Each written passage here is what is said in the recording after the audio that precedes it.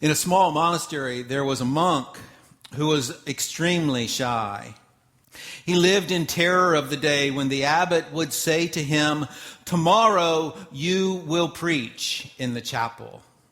Sure enough, the day came when the abbot scheduled him to preach. The monk went to the pulpit and said, "Do you know what I'm about to say?" The assembled monks shook their head from side to side, "No." Whereupon the shy monk announced, "Neither do I.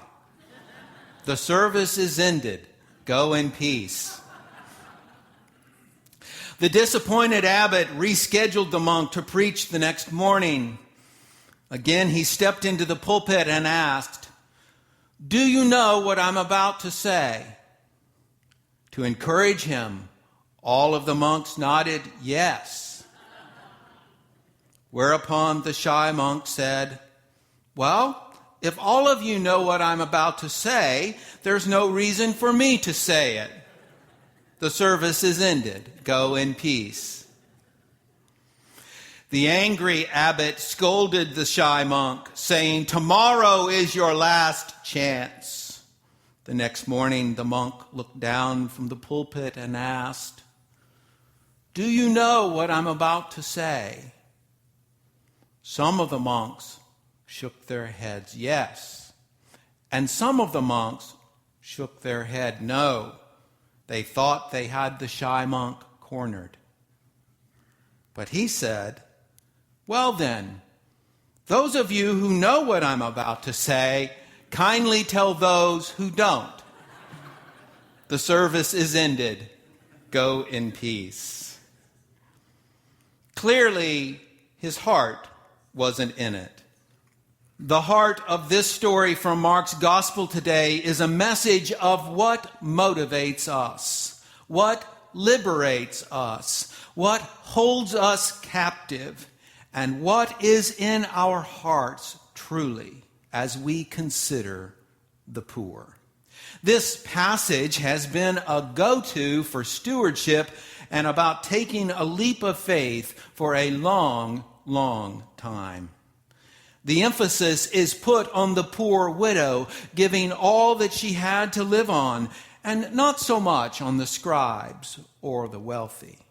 We project a lot into this story, it seems. That when Jesus sees this widow giving her last coins to God, that Jesus is pleased about this.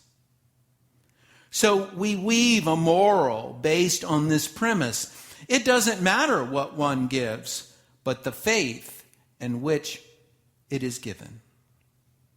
Or, offerings to God ought to be in proportion to what one has. The poor widow has upstaged the rich. Or we ought to go and do like the poor widow and give everything we have. When you read something into the text that is not there, it's called in Greek eisegesis. And it happens more often than we might realize. It happens many times when a verse is pulled out of context. It can simply be a matter of missing the significance of key words or phrases and failing to heed the cues that are already in the Scripture. We miss the point and substitute another one which may not be bad in itself, but it does not fit the author's intent and causes us then to lose valuable insight on what could help us. Jesus didn't actually say anything about the widow's attitude or faith, or as a rationale for giving the coins. Jesus didn't attach it to a "go and do likewise" phrase. We expect that from him. He's used it many times before if he were holding her up as an object lesson. There are, however, important cues for us to follow.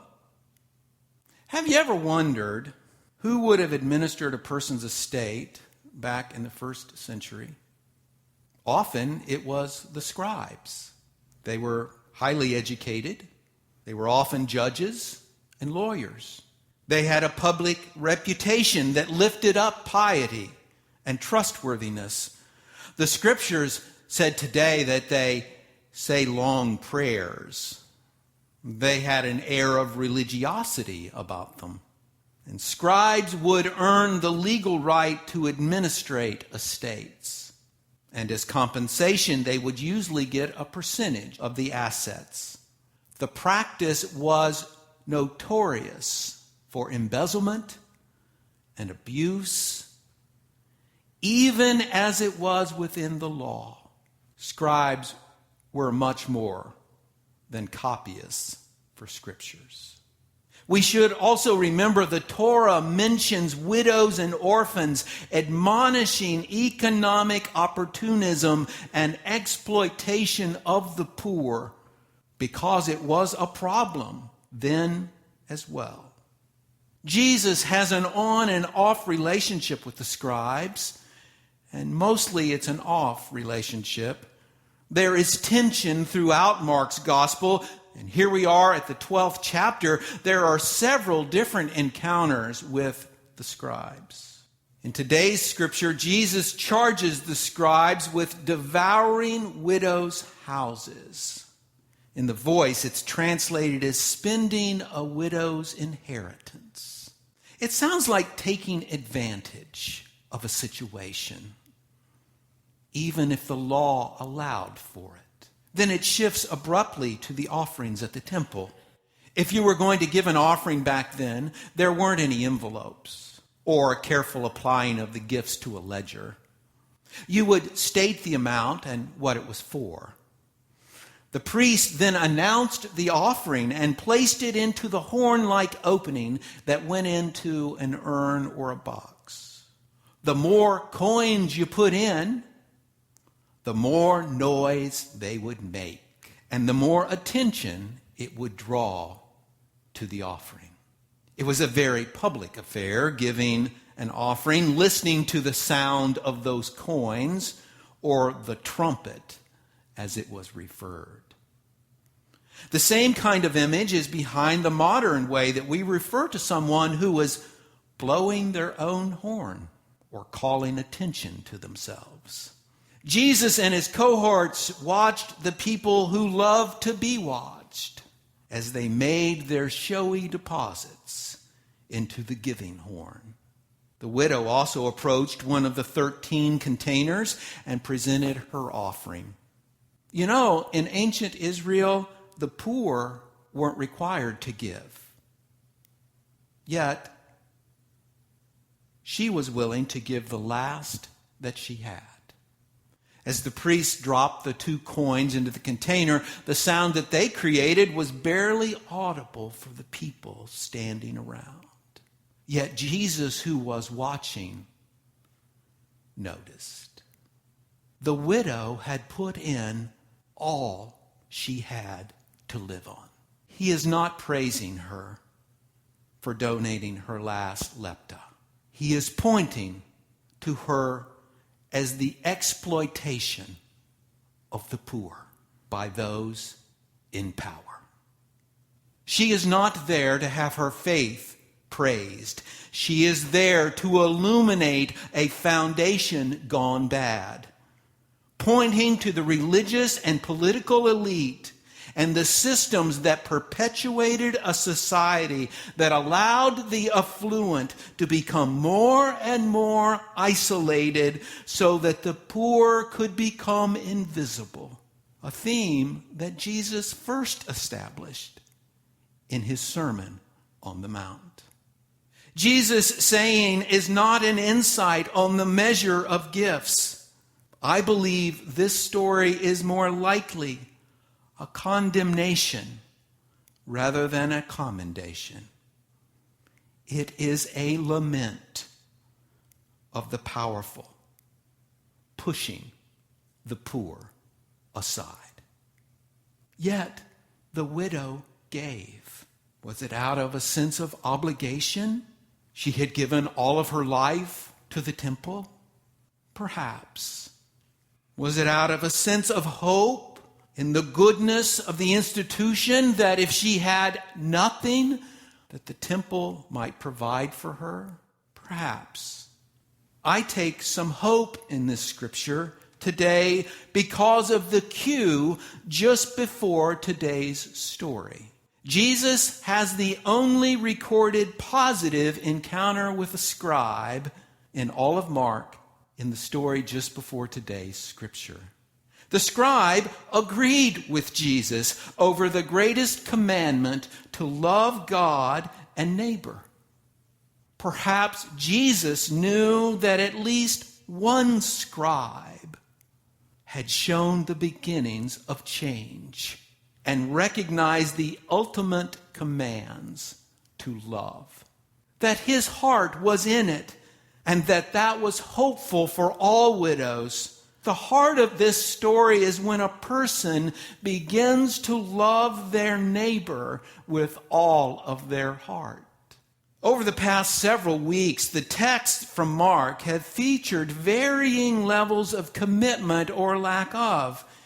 In response to Jesus' ministry, some people's hearts were all in, some were all out, and others were almost in. I think the phrase that the Bible uses for that is lukewarm. The rich man in Mark's 10th chapter went away, grieving, for he had many possessions. He was all out. James and John are willing to be all in if Jesus will promote them to the corner office. Bartimaeus, the blind man, he is all in. The scribe in the passage just before today's scripture is on the brink of being all in as Jesus encourages his heart and says to him, "You're not far from the kingdom. Keep going. You're not far." All it will take for him to enter is to love the Lord with all his heart, all of his soul, all of his mind, all of his strength, to love his neighbor as himself.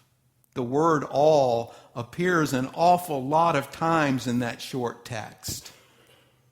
Apparently, all it will take is all he's got. I wonder if the modern version of devouring widows' houses is the rent housing issues in Mountain View, pushing out the low-income tenants through multiple rent increases and evictions. What would Jesus do to point to the justice of this?